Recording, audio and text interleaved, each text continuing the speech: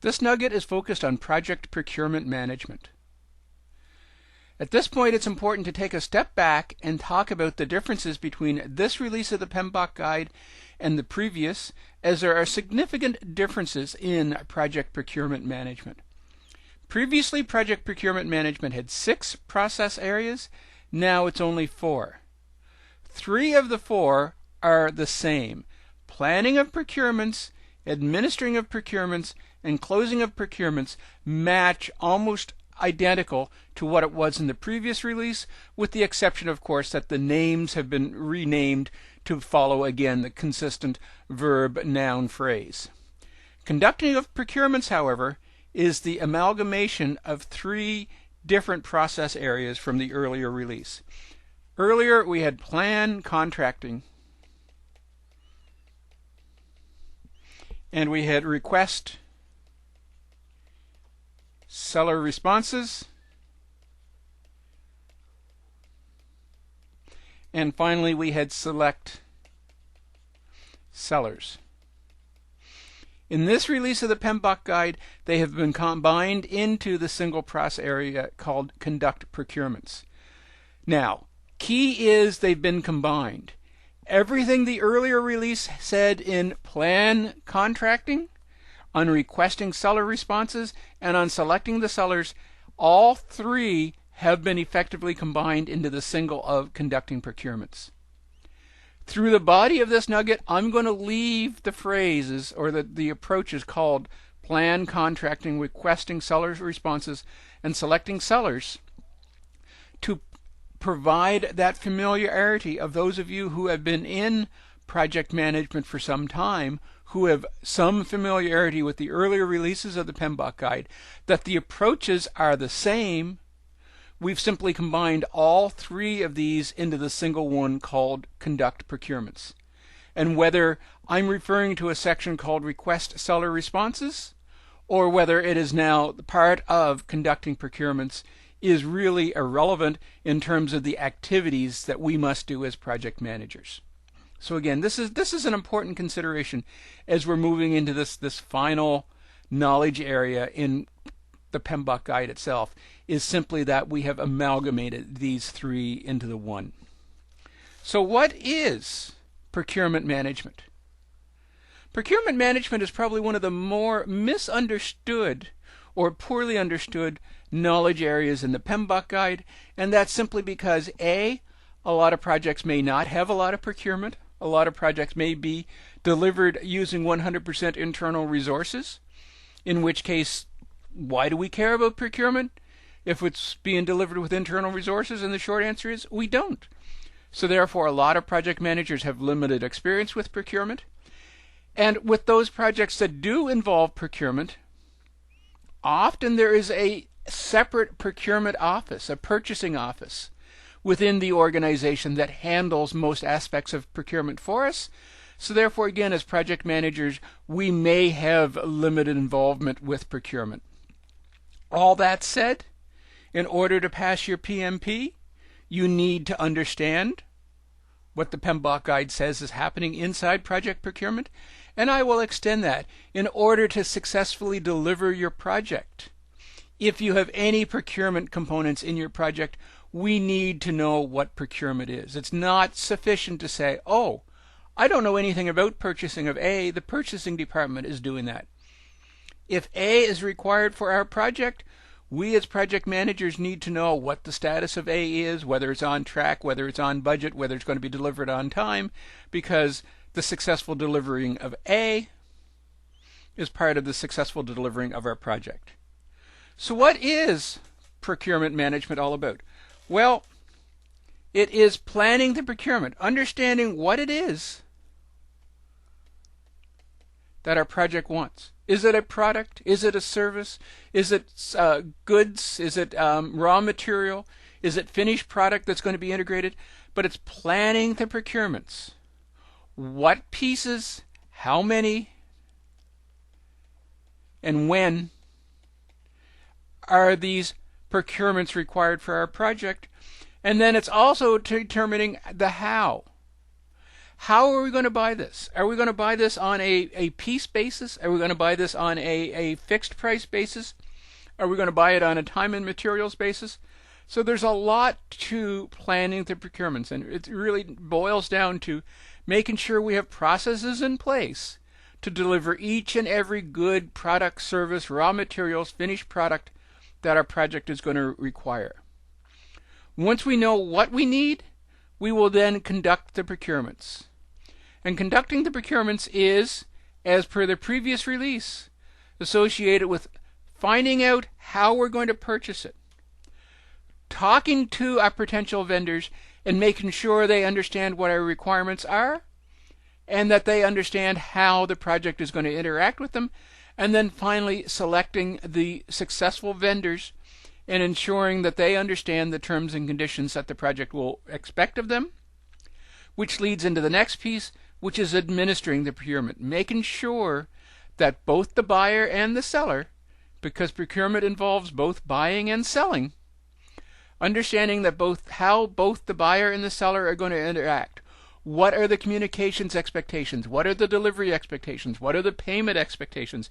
How is this project going to be delivered? And then finally, closing out the procurement is ending the contract, which is typically done with a formal written acceptance doc.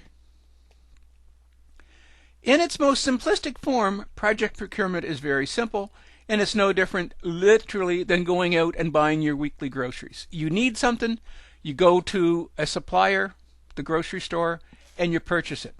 Well, it really is more complicated than that, because project procurement is typically from a corporation to corporation viewpoint. We often almost exclusively have the concept of a contract. And the implication of a contract is we have legal, binding terms and conditions. And as soon as we get into the legal binding terms and conditions associated with what, how, when, where, and why we're going to procure, and with the administration of those contracts, we have some very rigid processes that we must follow. The first step in project procurement management is to plan your purchases and acquisitions. In other words, make or buy. You need to decide if there are products or services that your project requires that can be made by the project team or must be bought or are better economically serving to the project if you buy them. So you're looking for goods, you're looking for services that are required by the project that will be delivered outside the team.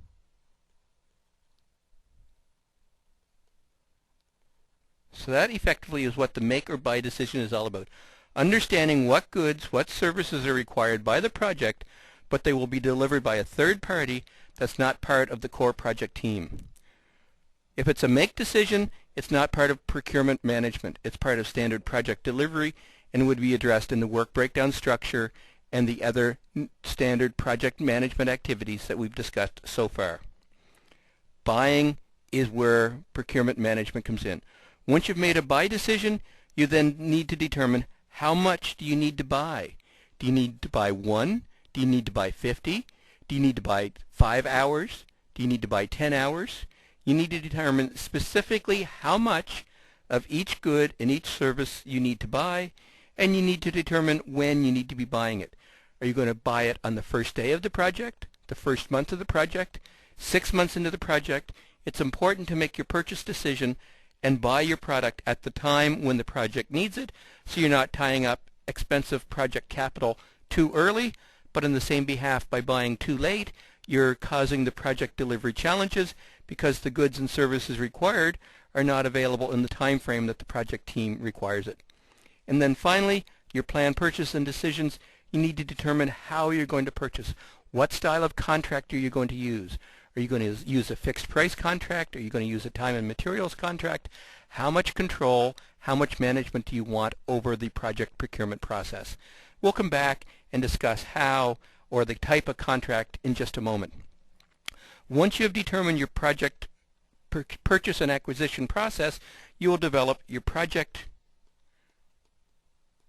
procurement plan. The project procurement plan is going to identify the results of each make or buy decision, how much is going to be bought, when it's going to be bought, and how it's going to be bought, what type of contract. The project procurement plan will then be passed to the project acceptor or the project sponsor for agreement, for approval that the funds required for the purchase process is available to the project and that the project is best served by buying these goods and services as opposed to making them internal to the project. A key component for procurement planning is to determine the appropriate contract type. Contract types can range from cost reimbursement through to time and materials to fixed price to purchase order. What do each of these contract types mean? Cost reimbursement consists of an agreement between the buyer and the seller where for every unit purchased, the buyer agrees to pay for all of the costs the seller incurs to provide that unit, plus an agreed upon percentage markup to cover profitability from the seller's viewpoint. Time and materials is much the same, with the difference being the agreement is simply the buyer agrees to buy units at a given price. The buyer is often not aware of the markup. The buyer is often not aware of the profitability from the seller's viewpoint. The buyer simply knows they have an agreed upon price for each unit purchased, and the seller is obligated to provide each unit for that price. Fixed price is an agreement between the buyer and the seller is for a final product. There is an agreed upon fixed price for the product, and for that fixed price the seller commits to delivering the product at the agreed upon scope to the buyer at a fixed price, at a given price.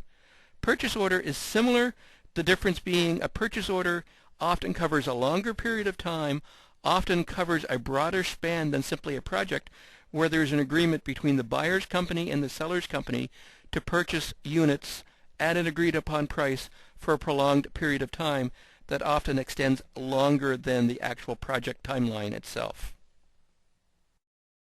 So how do you as a project manager decide whether cost reimbursement, time and materials, fixed price, or purchase order is the appropriate style of contract for your project? It all really boils down to two things. One is the level of control that you wish to have in terms of the project's activity in the procurement process, and the second is the degree of risk you're willing to assume, that you're willing to address on behalf of the project. So if we look at a cost reimbursement process, the level of control is very high from the project's viewpoint. With cost reimbursement, you, the project manager, have total control over how many units you buy. You have total control over what the units look like. You have total control over when the units are purchased. Because it's a cost reimbursement, if the seller has to add more product, add more time to each unit produced to satisfy your quality expectations, to satisfy your specific deliverable requirements, they are going to receive full cost reimbursement plus their profitability for that unit. So therefore, they're willing to give you total control over the process because they are able to work within your confines. If you take that to the far end, your level of control over a purchase order is extremely low. It's a predefined, pre-existing purchase order between your company and the seller's company, where each unit is of a defined quality, a defined specification, a defined functionality. So therefore, from a project's viewpoint, you have very little to no control over each unit, and you must adhere to, abide by, the terms and conditions specified in the purchase order. So if we look at it from the other viewpoint, from a risk viewpoint, a cost reimbursement, the project risk is very low.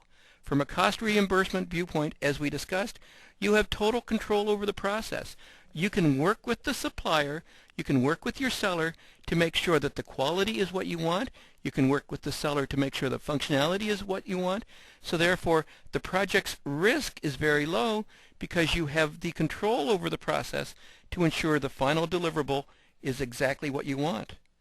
But from a purchase order viewpoint, your risk level is very high because you don't have the level of control, because you must accept the terms, the conditions, the quality, the functionality as defined in the purchase order.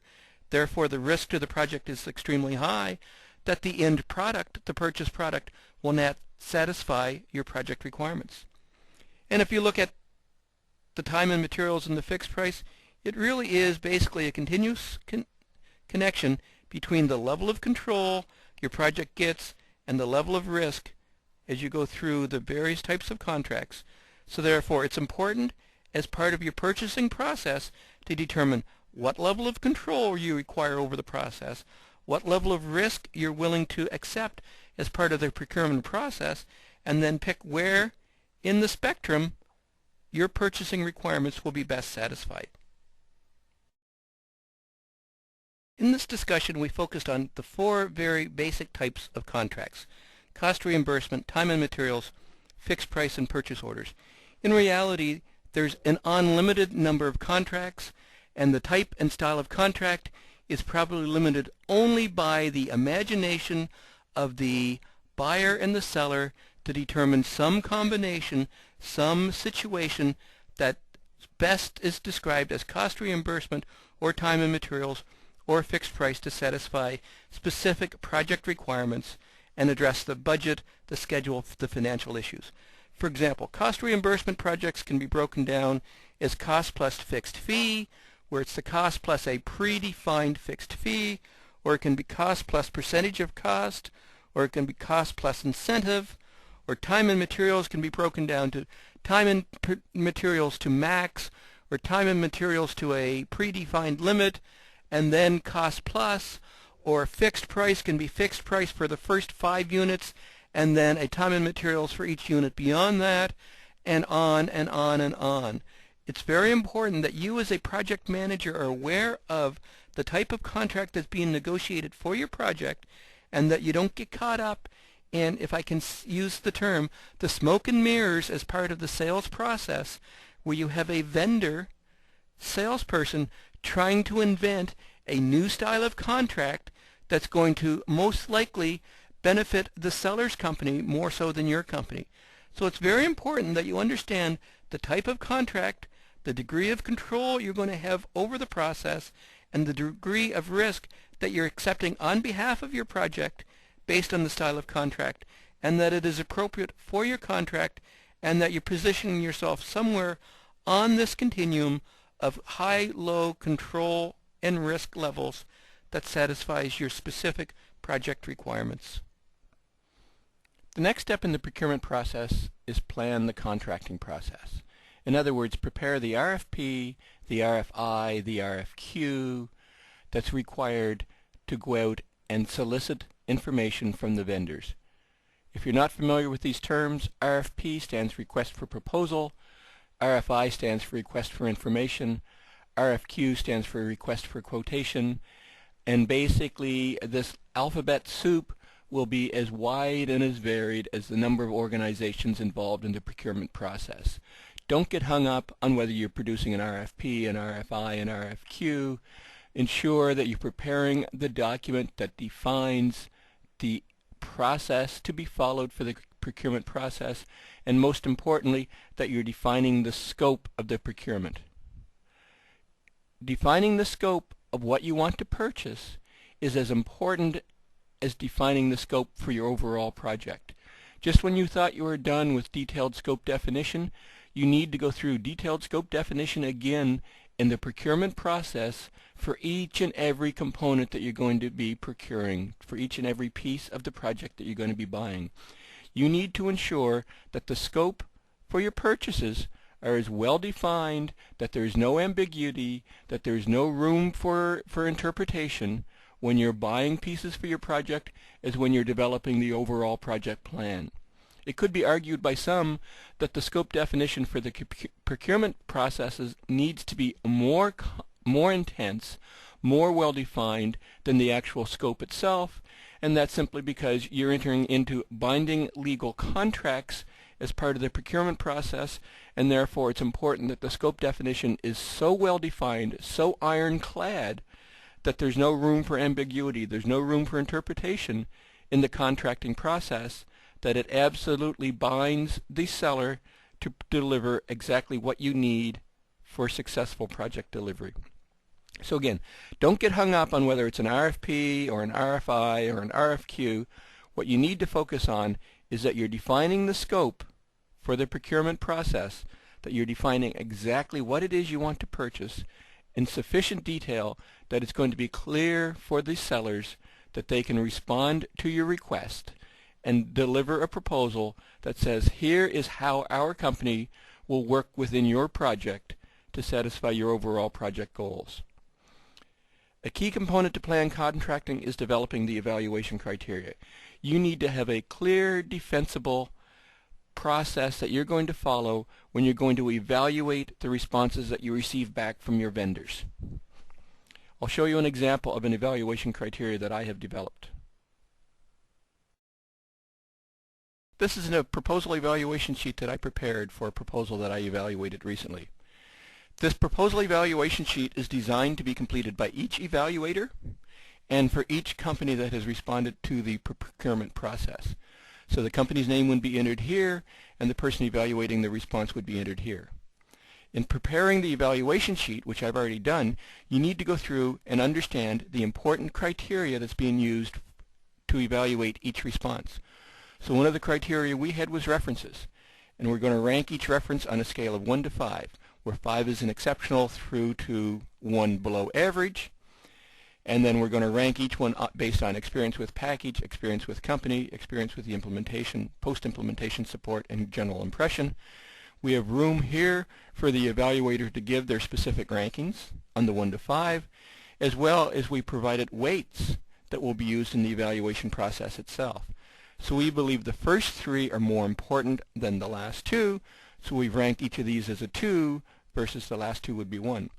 So simply, if the person evaluated the proposal and felt the experience with the company was a 3, they would enter a 3 there, and we're doing the simple multiplication across to give us the score for each criteria.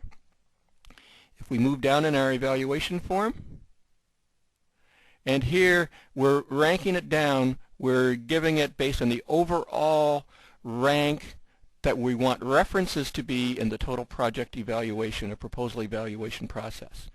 Now we're coming down for suitability of proposed product. Again, we have our ranking scale 0 through 5. 5 exceeds expectations, 4 fully meets, 3 meets but will require workarounds or procedural changes, 2 partially meets, 1 is a very incomplete solution, and 0 does not meet at all. And now we've broken it down for general functional requirements. How well does it deal with accident incident reports? This was for an occupational health and safety system, by the way. How well does it deal with claims? How well does it deal with? And again, we put our rankings in. These rankings were based on overall business importance, and the evaluator would continue to evaluate and fill in each of the pieces of information based on the responses received back from the vendor. Interface requirements, same thing. Technical requirements, how well does it support distributed access? How well does it support remote access? And so on, resulting in a final evaluation for the total response for each vendor. And then our matrix is going to sum up and produce a proposal evaluation sheet. So here we're seeing our total score from references has been brought forward, and we're giving references a 10 out of the total evaluation criteria, where these rank up to 100. Suitability of proposed project is going to rank a 40. Customer support and vendor stability gives an overall scale of 10. Industry best practices gives an overall scale of 10, and so on. So this is a very detailed proposal evaluation sheet that I have used that allows you to evaluate each and every component of the proposal, evaluate each and every answer on the proposal against your requirements to ensure that you are truly selecting the best product that satisfies the business requirements, as opposed to maybe picking the the proposal that was the most well written, or the proposal that seems to have all of the answers. But in fact, if you really drill down and look at the detailed evaluation, the point by point may not satisfy.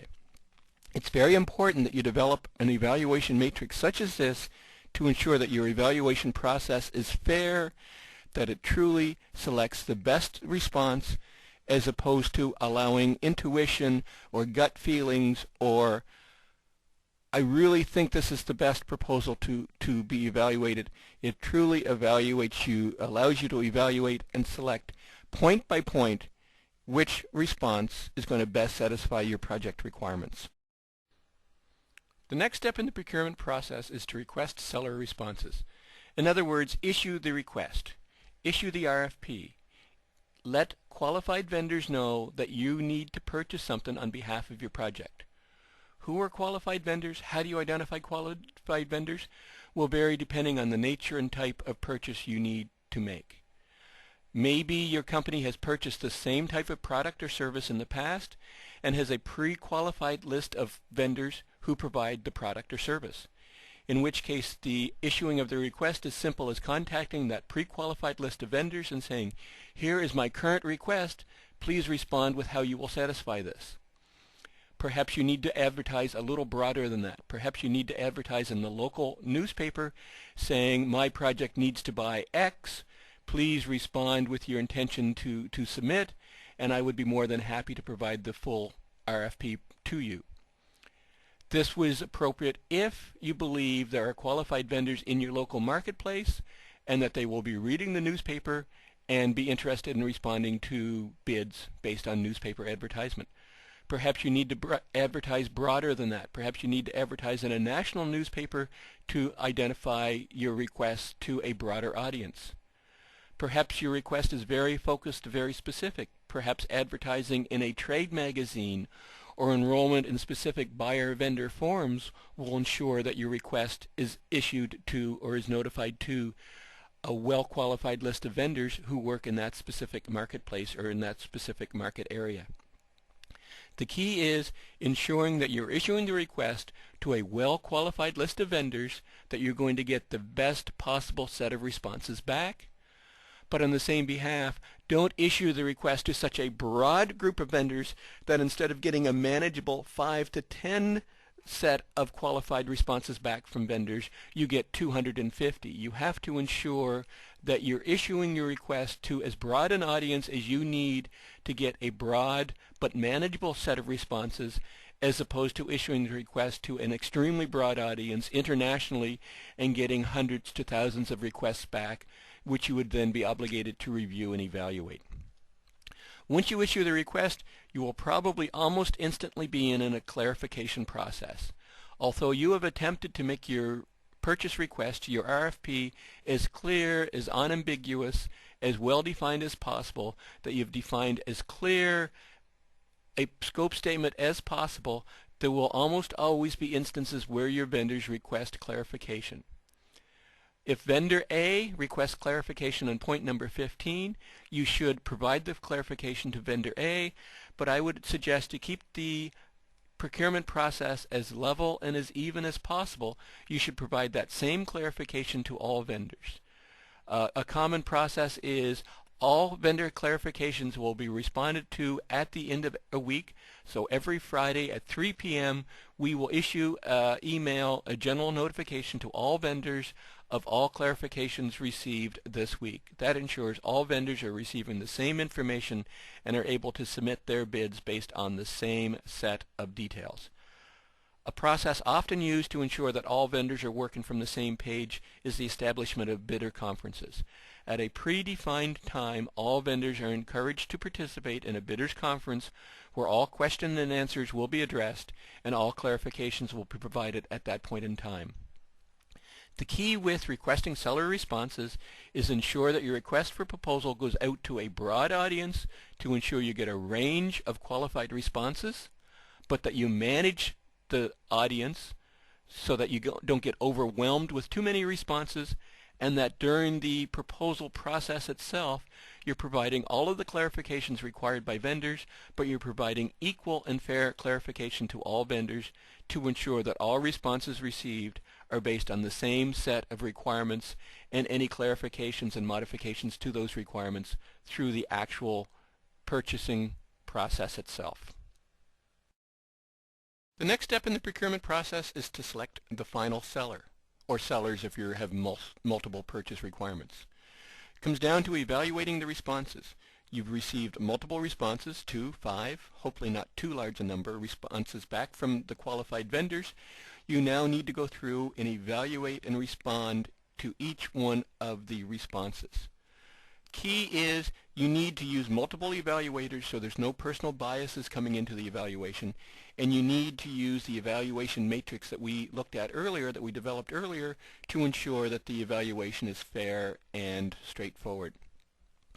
Often you will do two separate evaluations. Often the technical evaluation will be done first to ensure that the solution satisfies the technical requirements, that it truly addresses the project requirements first, and then secondly, addressing the financial requirement that once you have determined which packages, which solutions will satisfy the overall project requirements, you will then pick the best package, the best solution based on the financial situation, i.e. the cost for the proposal. But you don't want to let finances be part of the evaluation criteria before you've determined that the fit happens, because you could end up buying the cheapest package that doesn't satisfy the project requirements. And then the final step is the production of the project contract itself. So the evaluation process, we come back to our proposal evaluation sheet. We're evaluating company ABC, and it's been evaluated by myself, Steve. As we said, we go through and we evaluate each and every component.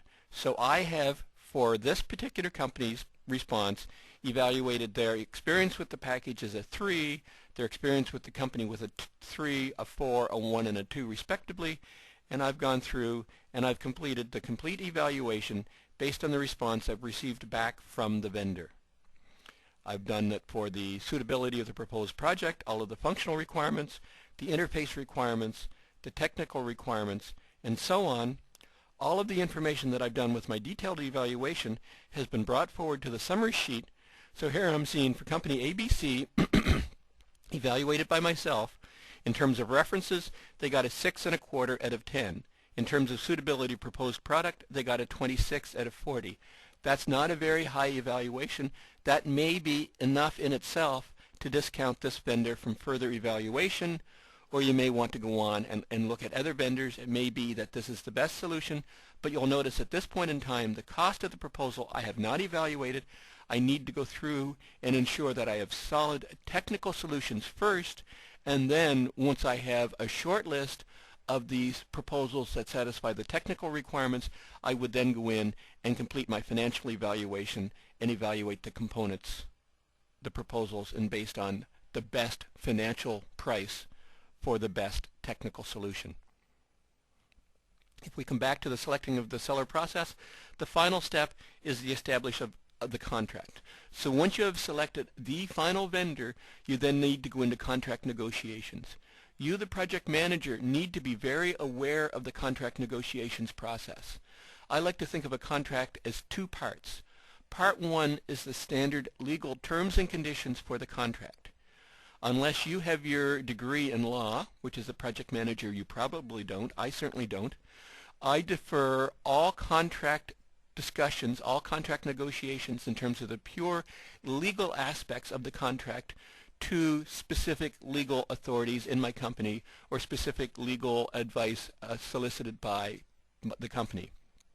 But the key but is you let the legal people look after the contract terms and conditions, but you, the project manager, need to be intimately involved with the contract process in terms of the statement of work. The statement of work comes back to the vendor's statement of their technical solution and how their technical solution is going to satisfy your request, i.e. the scope defined by you to satisfy your project requirements.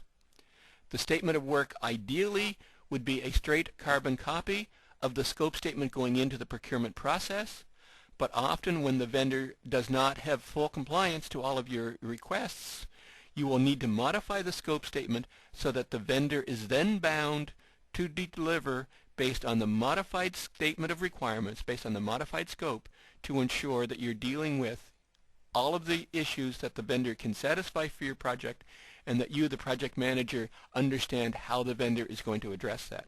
So the contract has the legal aspect. Defer that to your legal authorities, but your contract absolutely have a statement of work, which is where you, the PM, needs to be intimately involved to ensure that the contract statement of work, the scope for the procurement, is exactly what you need for your project, and that you fully understand what the vendors will be supplying to support your project. The ongoing management of the contract during project delivery is contained in contract administration.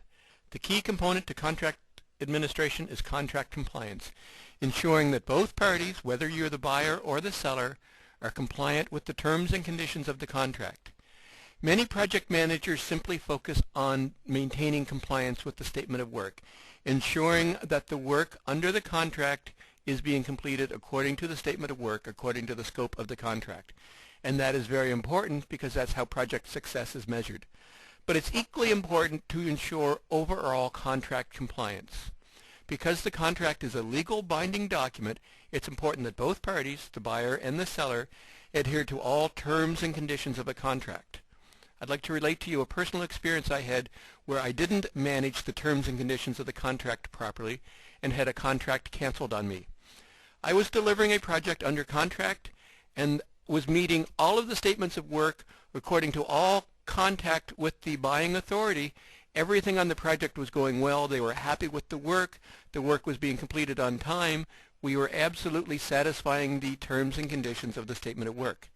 But without warning, we got notice from the buyer that they wished to terminate the contract with cause. And with cause means that we have violated the terms and conditions of the contract, and they were able to walk away from the contract with no penalties and no fees. How could they get away with terminating the contract with clause? Where in fact we were adhering to the statement of work and everything, the scope, the deliverables, everything was according to specification? They found another clause in the contract that we were in violation of. And it was a very simple contract clause that basically stated the seller, that was me, was responsible for delivering a detailed status report to the buyer by every Tuesday at noon. Well, through personal relationship, we had changed that, and I was no longer delivering weekly status reports by Tuesday at noon. I was delivering bi-weekly status reports every Friday. But because the customer suddenly wanted to terminate the contract, they found this clause in the legalese in the contract that said we're in violation, and therefore they had rights to terminate with cause. Why did they want to terminate with cause? A, they wanted to terminate with cause because they could terminate with no penalties, no recourse. But B, they wanted to terminate with cause because the business condition had changed. The company wanted to cancel the project.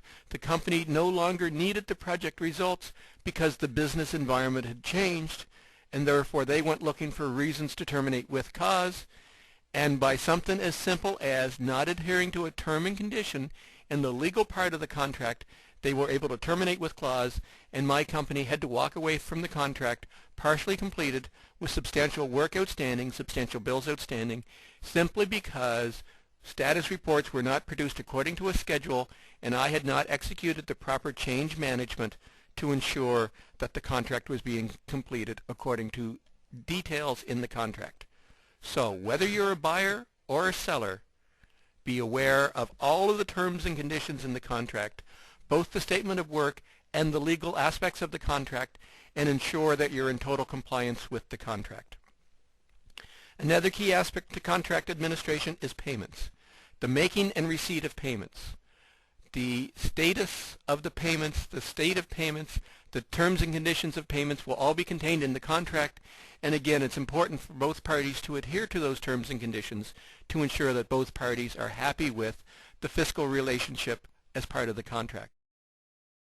And finally, as alluded to already, you need to have change management in place with the contract, because the contract is a legal binding document. Any deviations to the contract, any deviations such as changing the status report, any deviations to the statement of work, any deviation to the acceptance criteria, any deviation to any aspect of that signed contract must be documented through formal change management, and both parties with the appropriate signing authority sign off on the change management, which then becomes a legal binding amendment to the original contract. So back to the scenario that I described earlier, had I executed change management, and had I executed the change that says status reports will no longer be weekly at noon, status reports will be biweekly Fridays, there would have been no cause for termination with cause, and if the customer had wanted to terminate the contract, there would have been penalties for early termination. All payments, all outstanding invoices would have been paid, and my company would have been far better off. So be very aware of the implications of appropriate contract management and ensure that you're managing to the exact terms and conditions of the contract to protect yourself and your company, whether you are a buyer or whether you are a seller. Contract closure is a relatively straightforward process that needs to be followed on your project at the completion of each contract, at the completion of each procurement component. You don't do contract closure once at the end of the project. You do contract closure as many times as you need to for as many individual procurements that are active on your project. Contract closure consists of final acceptance. The final acceptance of the final deliverables that all terms and conditions, that the complete scope, the complete statement of work have been satisfied. In reality, signing the final acceptance document relieves the buyer and the seller of any contract obligations and certifies that the contract is closed. Consistent with that will be the release of any final payments, any final invoices, and the appropriate processes put in place to make any payments based on holdbacks or any warranty claims or any warranty processes that are related with the contract itself. Often forgotten but a critical component for contract closure is the return of any property between the buyer and the seller. It could be intellectual property or it could be physical property that has been shared between the buyer and the seller. It's important during contract closure that all property, both intellectual and physical property, is returned to the proper owner, whether the buyer or the seller.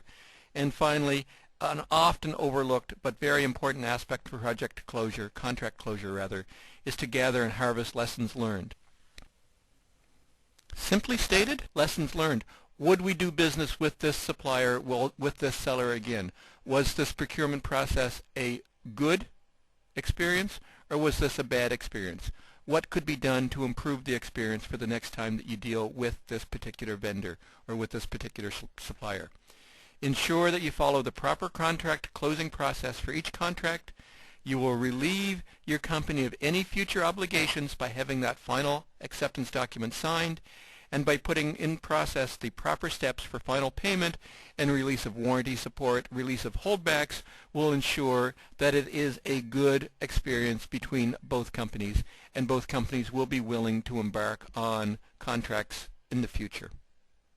To conclude this nugget on project procurement management, it's all about making a purchase decision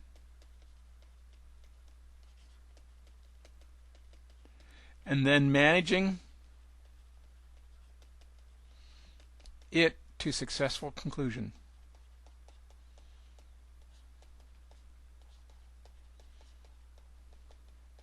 The first step is determining what it is you need to buy, doing the make or buy determination. Your project needs an X. Is it more efficient to make the X using internal resources, or should you go out and buy the X? Assuming you make the buy decision, it's all about conducting the procurement, developing a process to be fair and objective.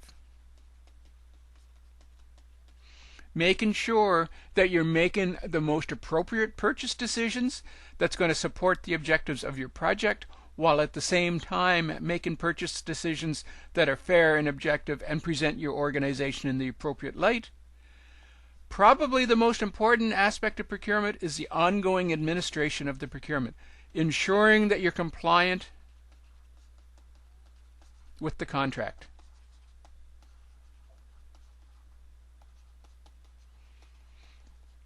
And as we discussed in the nugget itself, there can be some extenuating circumstances where non-compliance with the contract can result in somewhat disastrous results. You may feel the project procurement is going well, but if some term and condition of the contract isn't being adhered to properly, one or both parties can take advantage of any non-contract compliance to get out of an unfavorable contract. And then finally, we're going to close out the procurement. We're going to close out the contract with formal acceptance. And we're going to harvest our lessons learned. We're going to review what worked well on this particular procurement, on this particular contract, and repeat it. And we're going to determine what didn't work, and we're going to develop processes to improvement. Project procurement is an important part of project delivery, and it's important that we have the effective processes in place to have fair, objective, and project supportive procurement processes in place. This concludes our nugget on project procurement management. I hope this video has been informative for you, and thank you for